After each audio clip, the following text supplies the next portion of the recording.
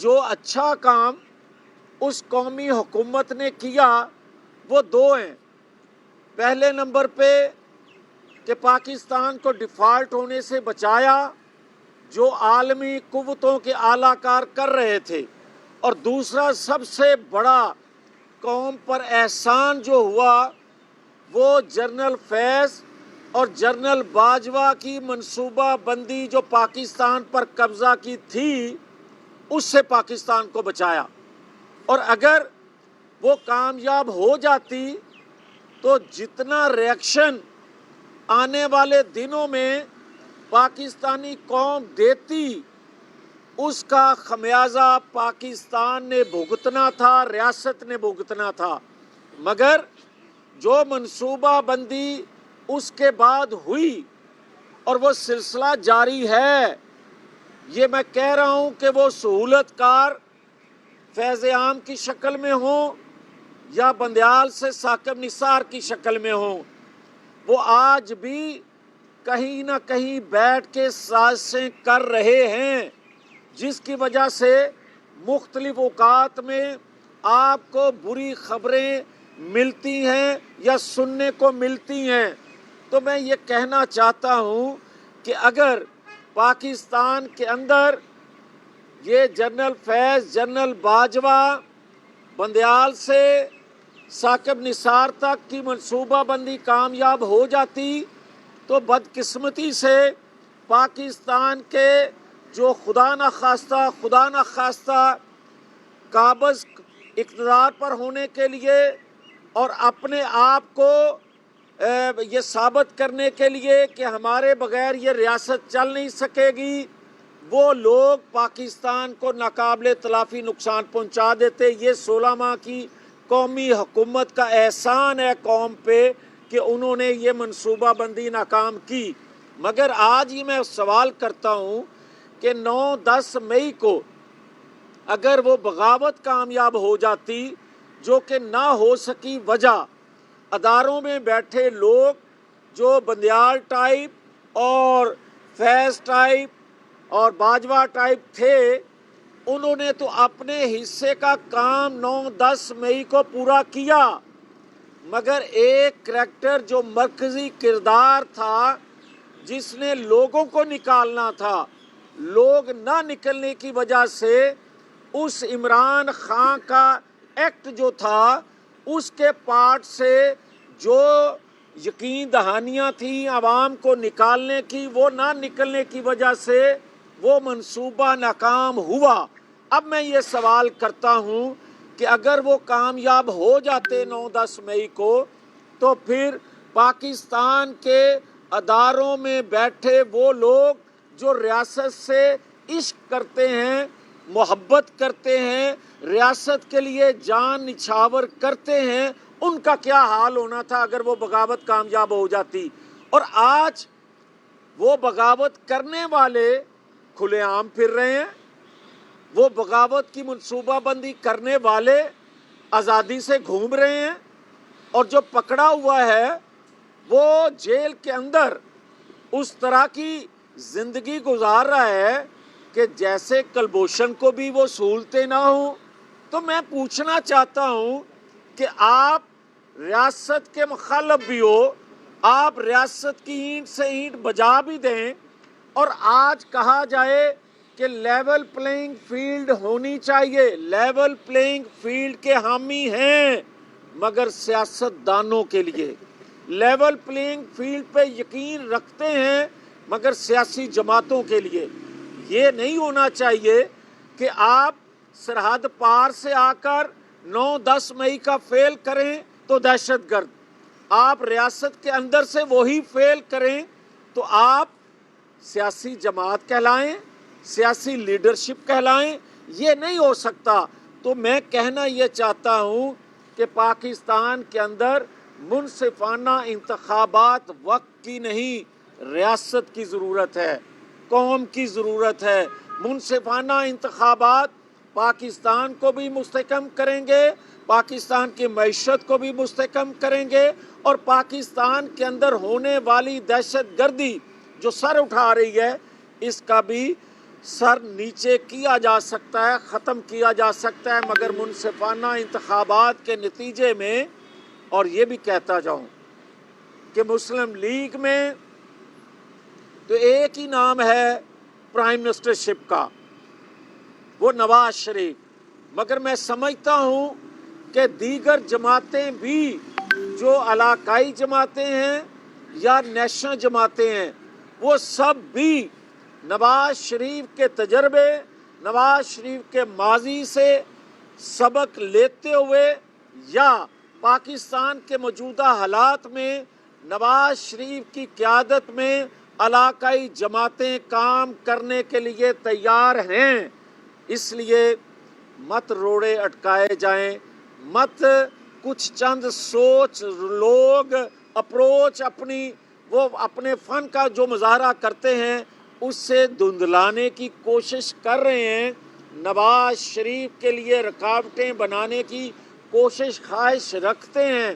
اور آج بھی جنرل فیض ہوں یا باقی لوگ ہوں، وہ سمجھتے ہیں کہ فیض آباد دھرنا اگر دوبارہ سے سنا جا سکتا ہے تو کہیں ایسا نہ ہو کہ 2017 کا کچا چٹھا کھل جائے. میں آپ کو یقین دلاتا ہوں کہ ہم انتقام بدلے پہ یقین نہیں رکھتے، مگر ایک حقیقت ضرور ہے کہ پاکستان کے ساتھ کھلواڑ کرنے والوں کو کٹہرے میں آنا چاہیے. اسی سے پاکستان ترقی کر سکتا ہے. یہ بتائیے گا کہ دو سوال ہیں جی چھوٹے چھوٹے سے، کہ ایک تو گزشتہ روز ایک پارٹی کا ورچوئل اجلاس ہوا پاکستان کی تاریخ میں پہلی مرتبہ. کسی نے روکنے کی کوشش نہیں کی، کیونکہ ان میں سے زیادہ تر وہ لوگ تھے جو اشتہاری ہیں یا وہ اس سانے میں ملوث ہیں جس پہ ہماری تنصیبات پر حملہ کیا گیا ہے. دوسرا سوال یہ ہے، آج سندھ کے حوالے سے جی ڈی اے کے ساتھ الائنس اور ایم کیو ایم کے ساتھ سیٹ ایڈجسٹمنٹ ہو جائے گی؟ دیکھیں، جو آپ کے سوال کا پہلا حصہ ہے یہی تو میں کہہ چکا ہوں کہ بدقسمتی ہے کہ اگر 9-10 مئی کو منصوبہ بندی جو کی گئی تھی، بغاوت جو کی گئی تھی، اگر وہ کامیاب ہو جاتی تو پھر ریاست کے ساتھ منسلک اداروں میں بیٹھے لوگوں کا کیا حشر ہوتا. اور آج وہ بغاوت کرنے والے آزادی سے کیوں گھوم رہے ہیں؟ اور اسی کی وجہ ہے جو آپ ایک جماعت کے اجلاس کا حوالہ دے رہے ہیں.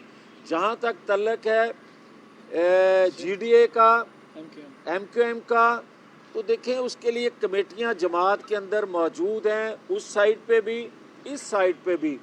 تو جب وہ حتمی کسی نتیجے پہ پہنچتی ہیں تو یقیناً لیڈرشپ کو بتائیں گی اور پھر فیصلے ہوں گے. صاحب یہ بتائیے گا کہ آپ نے دو باتیں کی ہیں اس پریس کانفرنس میں کہ شہباز حکومت جو 16 ماہ کی تھی آپ کے مطابق وہ لگتا ہے وہ فیلئر تھی، نواز شریف نہیں تھے، مائنس نواز شریف. اب بھی آپ نے کہا کہ نواز شریف ہی وزیر اعظم ہوں گے اور صرف واحد وہی ہوں گے، شہباز شریف مائنس ہو گئے ہیں. اور ساتھ یہ بتائیے کہ دوسرا آپ نے دو کریڈٹ بتائے اپنی گورنمنٹ کے، ایک تو ڈیفالٹ ہونے سے اور دوسرا جنرل فیض اور جنرل باجوہ کے حوالے سے وہ بغاوت کرنے جا رہے تھے.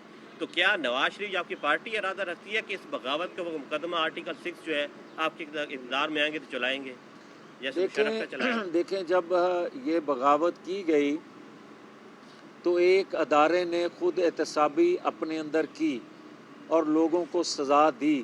دوسرا ادارہ جو ہے اس کا چیف بھی اپنے اندر خود احتسابی کا نہ صرف ارادہ رکھتے ہیں بلکہ وہ بھی ایکشن لے چکے ہیں. مگر بات یہ ہے کہ جو ریٹائر ہونے والے لوگ ہیں ان اداروں کے جو اس بغاوت میں، اس منصوبہ بندی میں شامل تھے، ان کو بھی نوٹس کیا جانا چاہیے. اور میں یہ سمجھتا ہوں کہ ایک وقت آ رہا ہے کہ جس میں آج کے ادارے جو ہیں، جو آج کے ان کے چیف ہیں، وہ سمجھتے ہیں کہ کسی جگہ پہ بریک لگانی پڑے گی، کسی جگہ سے احتساب کا سلسلہ شروع کرنا پڑے گا. پاکستان اس کے بغیر آگے نہیں چل سکے گا. اور یہ میں بات کہہ رہا ہوں کہ اگر کبھی اسی طرح آزاد گھومنے دیا گیا 9-10 مئی کے منصوبہ سازوں کو اور بغاوت کرنے والوں کو، تو یہ نئی منصوبہ بندی، نئی بغاوت کے لیے اکسا رہے ہیں لوگوں کو. نیا اس طرح کا فیل کرنے کے لیے، اس طرح سانیہ بڑا سیاہ دن لانے کے لیے پاکستان کے اندر وہ اپنا کام کر رہے ہیں. اس پر نوٹس اداروں کو کیا جانا چاہیے. جہاں تک نواز شریف کا تعلق ہے، یہ میں نہیں کہہ رہا नवाज शरीफ के नाम पे ही मुस्लिम लीग है और नवाज शरीफ के नाम पे ही मुस्लिम लीग को वोट मिलता है। पाकिस्तानी कौम को होप और आखिरी उम्मीद इन हालात में, जिन हालात में गर्दाब में पाकिस्तान फंस चुका है, इससे निकालने का लोगों को यकीन ही नवाज शरीफ के हवाले से है। मैं कौन होता हूँ कि मैं ये कहूँ कि कोई और नाम पार्टी अवाम पाकिस्तानी कौम जो हमें वोट पोल करेगी वो तो नवाज शरीफ का है। तो ये कैसे मुमकिन है कि नवाज शरीफ के अलावा भी कुछ सोचा जा सके? सब ये बताएं कि 9 मई के सबसे बड़े सियासी बेनिफिशरी इस वक्त आप हैं, सियासी बेनिफिशरी। आप सारा वज़न जो है वो डाल रहे हैं इदारों के पार्ट पे कि इदारे जो हैं वो 9 मई के उन लोगों का एहतसाब करें। आप जो सियासी जमात है, अगर आप इलेक्शन जीतते हैं देखिए तो मेरी जिसको बात, आप बगावत कह रहे हैं, इसमें और इदारे भी इसमें ये उन पेज है कि शायद ये बगावत ही है, आप इनके खिलाफ बाकायदा तौर पे कोई कार्रवाई आपकी जमात करेगी कि इदारों में रखेगी? मेरी गुजारिश सुन लें, जो आपके सवाल का आखिरी हिस्सा है, मुझे ये आप बता दें कि क्या मैंने ये बात पहले कह दी है कि सरहद पार से कोई आकर 9-10 मई का फेल करे तो आप उसको क्या कहेंगे जब आप पाकिस्तानी तनसीबात पर वो हमला करता है? क्या आप ये नहीं कहते कि ये दहशत गर्दी है? क्या आप ये नहीं कहते कि ये बगावत है? क्या ये आप नहीं कहते कि हमारे अंदरूनी मामलात या हमसाया ममालिक में से सहूलतकारी दी गई पाकिस्तान की तनसीबात पर हमला करने के लिए?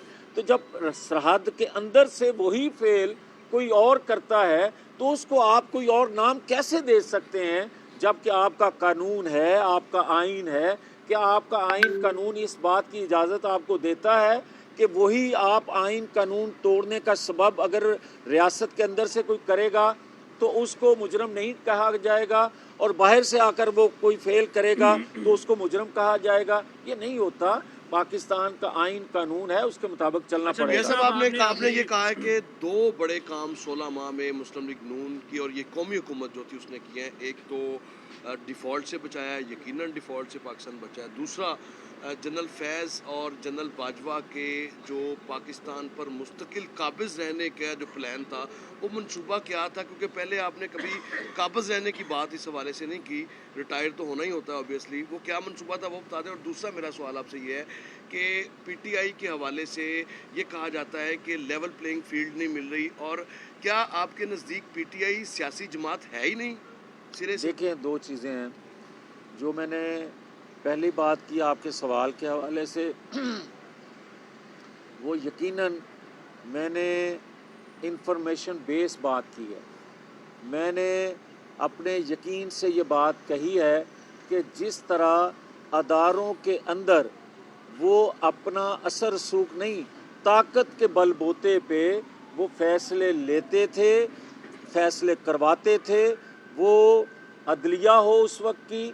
आप आज जस्टिस शौकत सिद्दीकी का केस लगा है तो उसके वकील जो हैं वो हामिद खान साहब हैं। क्या हामिद खान साहब की गुफ्तगू आप नहीं सुन रहे?